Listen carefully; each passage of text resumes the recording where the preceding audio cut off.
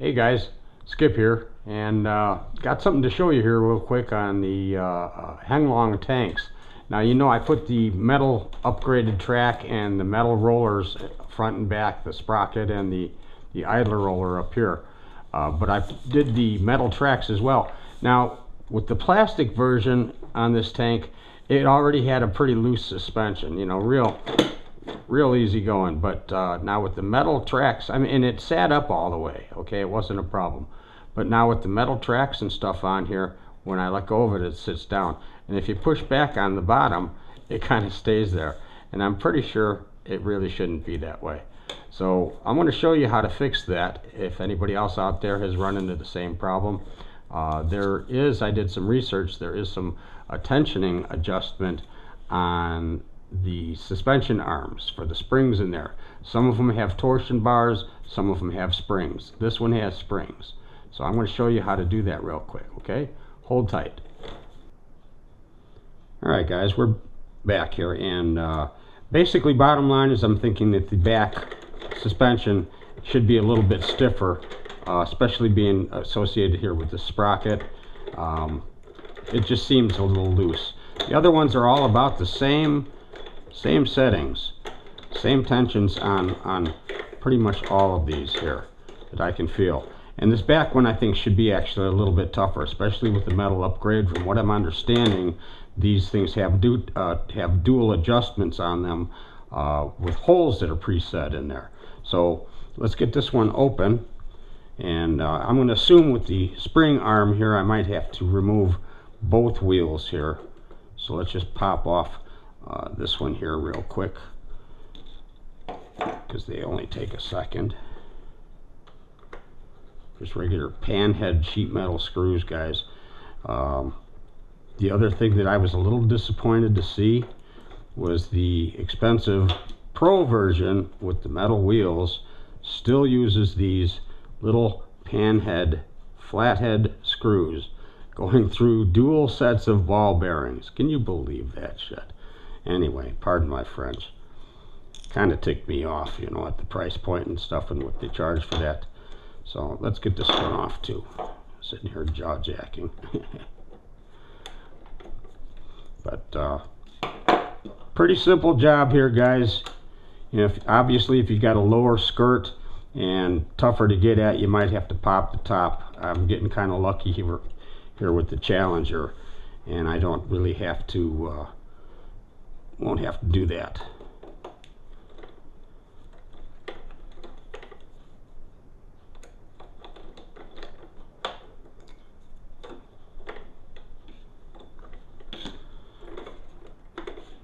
Okay, yeah, now see, this one here has got really same spring tension as this one's got.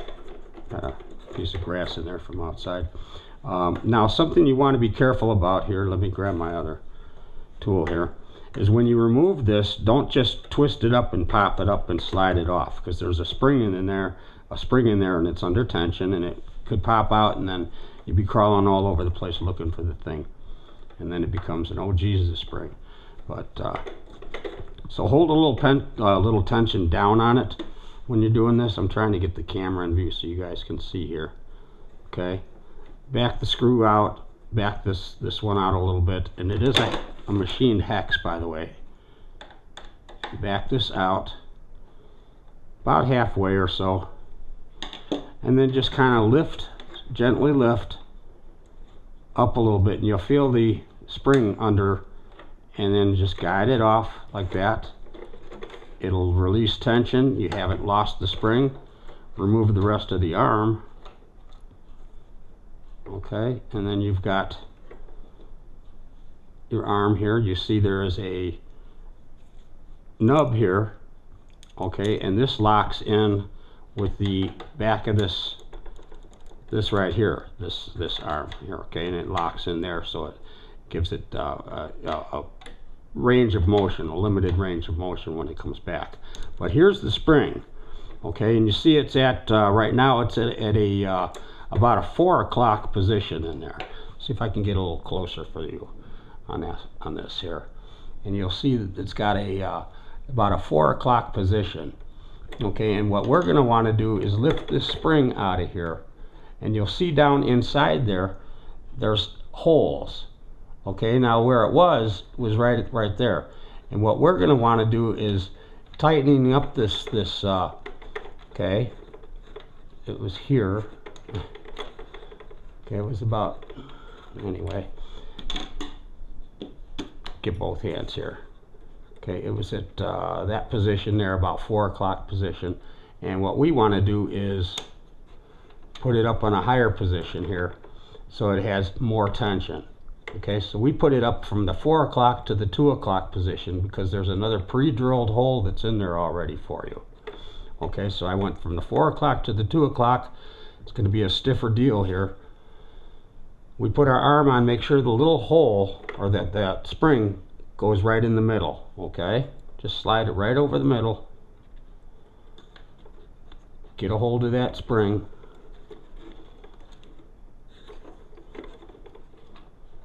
Gotta get the cam in there. Get a hold of the spring. Bring it over and pop it back down on that cam. Now, a good idea would have been to already have the bolt in there and to have it ready, but I just went ahead and did it this way so you guys could maybe see it. Now I put the bolt in.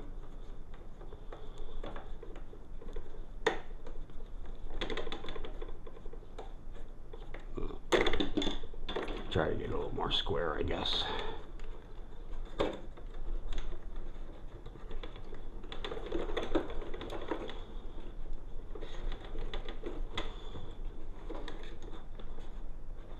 Alright, this one's giving me a little bit of trouble.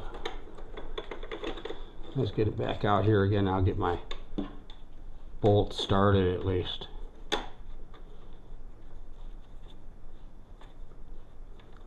There, get the bolt started, and that make it a little easier probably, huh?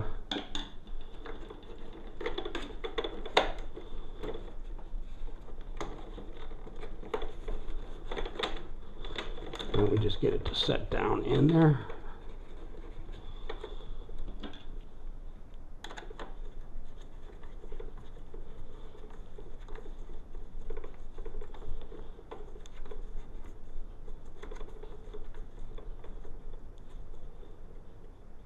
I'll check the tightness on this one while we're over there. That's fine. Okay, that should be good. And now we've got much better tension over here. Replace our road wheels, guys, and I'll show you how it looks here. Unless you guys want to stay tuned here, I'll pop these back on real quick and have at it, okay? Show you the suspension height. Should be a change. Should be a noticeable change. Thing should stand up on its own. Yeah, I'm hoping, right?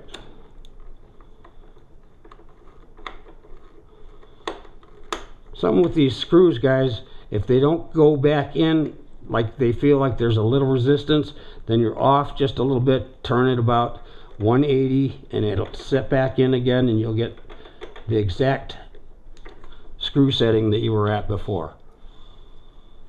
Save your threads, save stripping anything,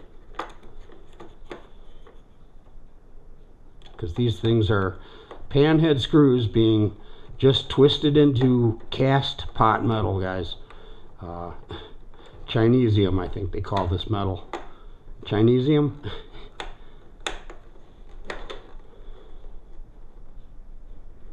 Good Chinglish word. Sorry, guys. That's terrible. Shame on me. Pop our caps back on.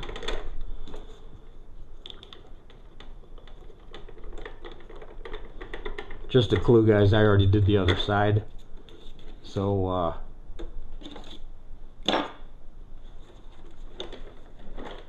that's how I knew what I was doing. Alright, guys, back here again, and job is complete. All the wheels are back on, the caps are back on, and notice the tank. It's sitting up, right, all by itself, nice and standing tall, all the way down. pops right back up every time. Now it feels even from front to back. Okay, I could actually probably loosen some of the tension on the front wheels, because when it's going over bumps, well, this one's not too bad actually. If it goes over something and it lifts the front end up real easy, then you've got too much tension on these, and you can relax that tension as well, the same way I did this one. As far as tensioning, you know, tightening, you can loosen.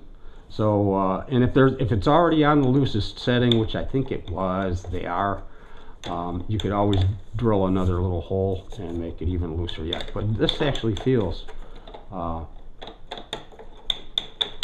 pretty good. Okay, but definitely an improvement in the back here. Should be not so much of this when I'm going forward and backward with the throttle, or just goosing the throttle. It won't go. It keeps doing that every time, you know. Boom, stop it, goes forward, doing this. Well, now it should just be able to go kind of like a tank should. All right, thanks for watching, guys. I hope this has been helpful. This is Skip signing out. Bye for now.